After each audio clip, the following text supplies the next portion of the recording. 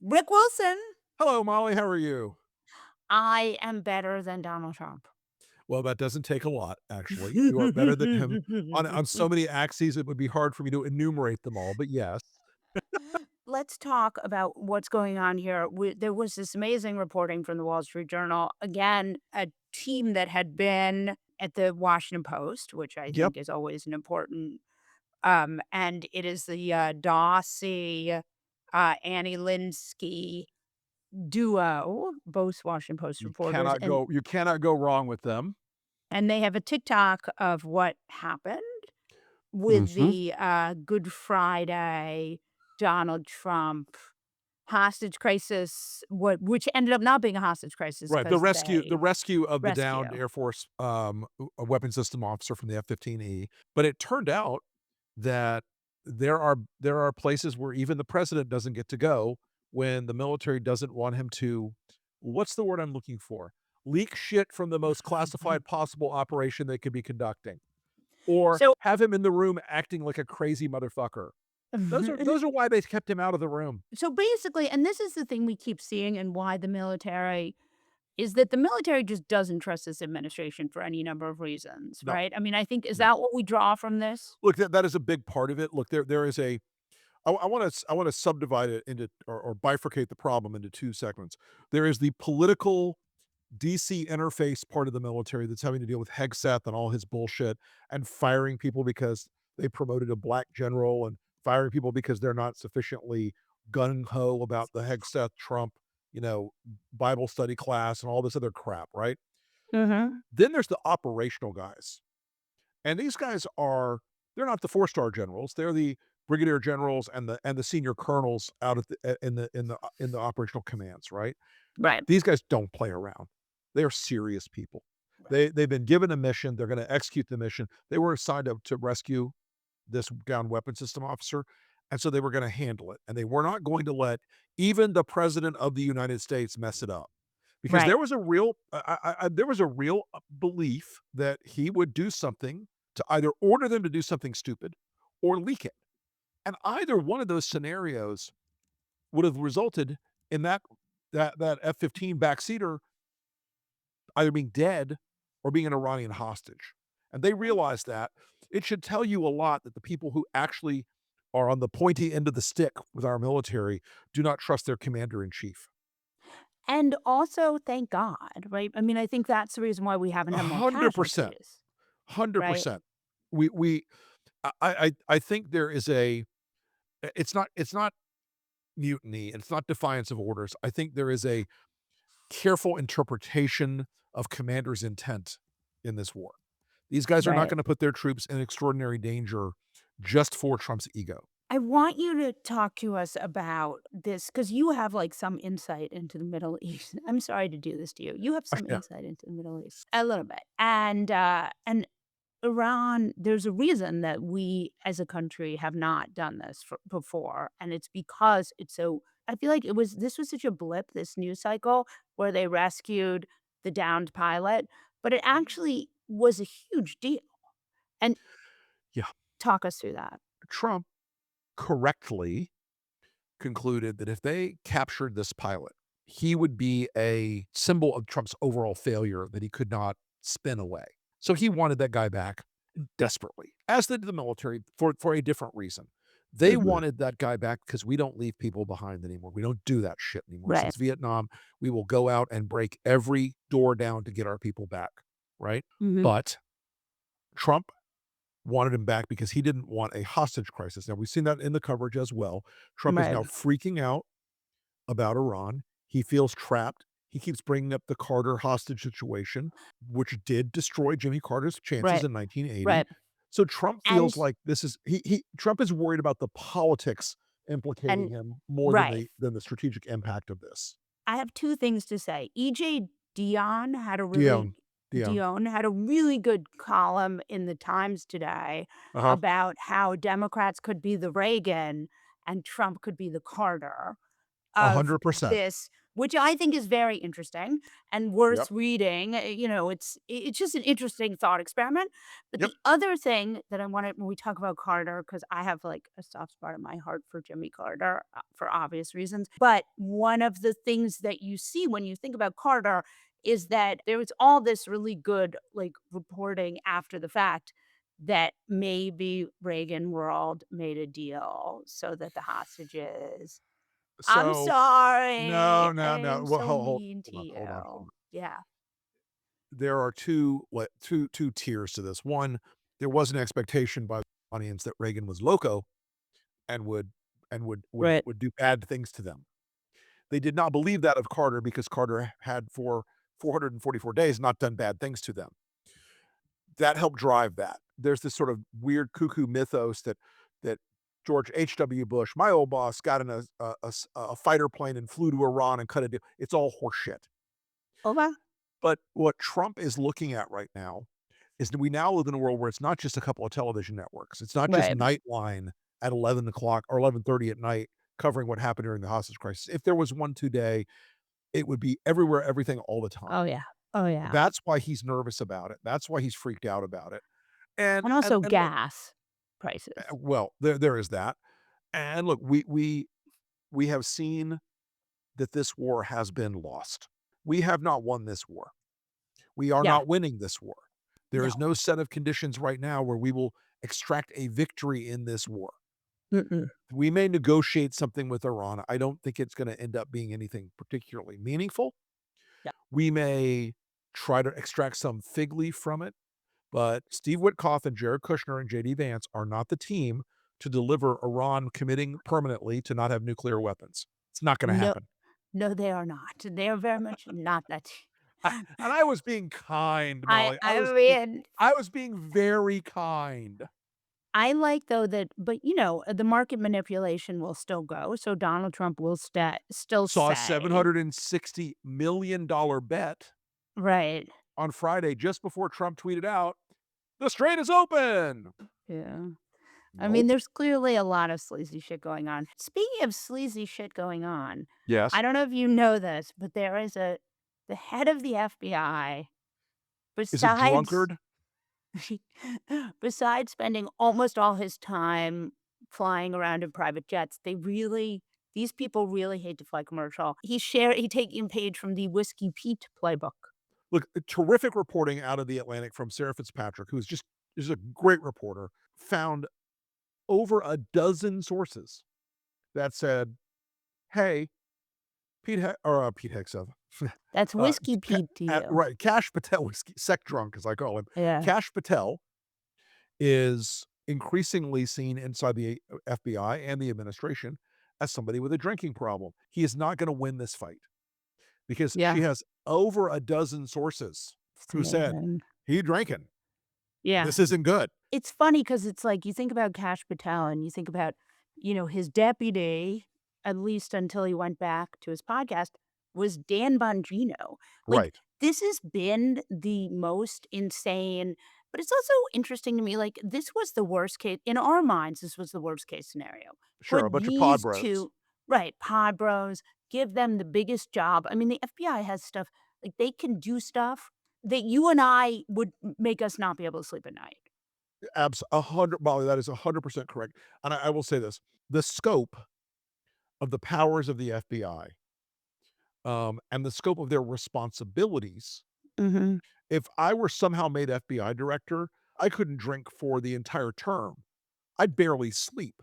They are Yeah. in charge of counterterrorism, foreign counterintelligence, major crimes, serial killers. I mean, everything when we used to prosecute corporate crimes, Yeah. they were in charge of that too. All these things that this agency is reposed with enormous powers, and Kash Patel's security detail needs to get the jaws of life to pry open his hotel room door so they can get him because he won't respond otherwise. Yeah. The guy spends weekend nights at a place called the Poodle Lounge in Las Vegas getting lit. Get out of My f here. my favorite was that he thought he had gotten locked out of his stuff, but And he been just fired. Right. Like, He that's thought he very was fired. He was calling people like, "They fired me. I'm locked out of my computer." When it was when the dipshit had forgotten his password.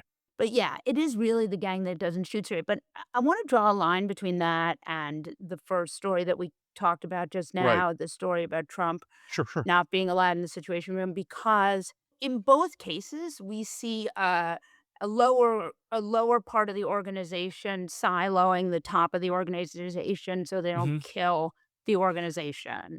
Well, look, eventually, in these circumstances, you can't I guess what it is you can't if you're in the military or if you're in the FBI or if you're in the White House, you cannot hope that you can mediate every fuck up by the leadership through social media. And with Patel, he has a sort of online fan base of people defending him no matter what. But at some point, the institution says, no, no more. Right. Not going to do it.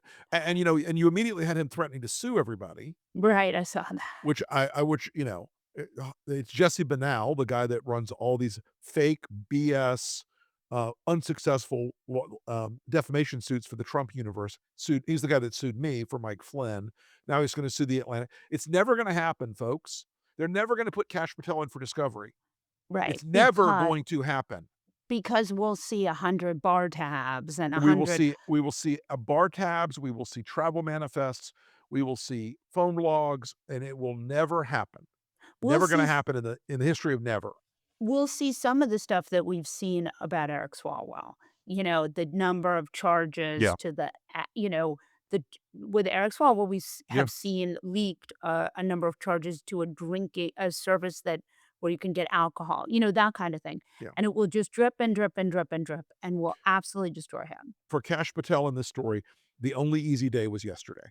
Yeah. This story's gonna go on, and I will say this, there's also a part of this that I really love because Kash Patel has gutted the FBI of incredibly well-regarded, incredibly competent, incredibly smart, incredibly dedicated patriots. He has screwed Mhm. these people over in unbelievable ways. It has been Mhm. ugly from the start. If they had even like a passing acquaintance with Jim Comey, they got fired. If they knew anything about the Mar-a-Lago Right. classified docs, they got fired. If they had been anywhere near a January 6th investigation, they got fired. But you can't fire everybody in the entire FBI. And enough people have stayed behind that are left behind where Kash Patel will never, ever, ever have a moment where if he is not if he ever puts a foot wrong, they're gonna know it. This Yeah. this is an organization that is professional investigators. They're gonna know it, Mhm. Cash, and they're going to humiliate him and run him out of this job. That's what's gonna happen now. They're gonna run him out of this job. And I did hear, over the weekend that Susie Wiles is very unhappy with Cash Patel. And the drinking it started with the Olympics, the public drinking at the Olympics, and she does not like the drinkers. It's because she has a That is father who's correct. an alcoholic. That is she came from that world. Yes. Yes, as did I. Okay, so Yep. now we shall move fast forward to yet another rogue in our rogues gallery, the Yes. eldest son of one Tucker Carlson. His Ah, name yes. is Poor Buckley.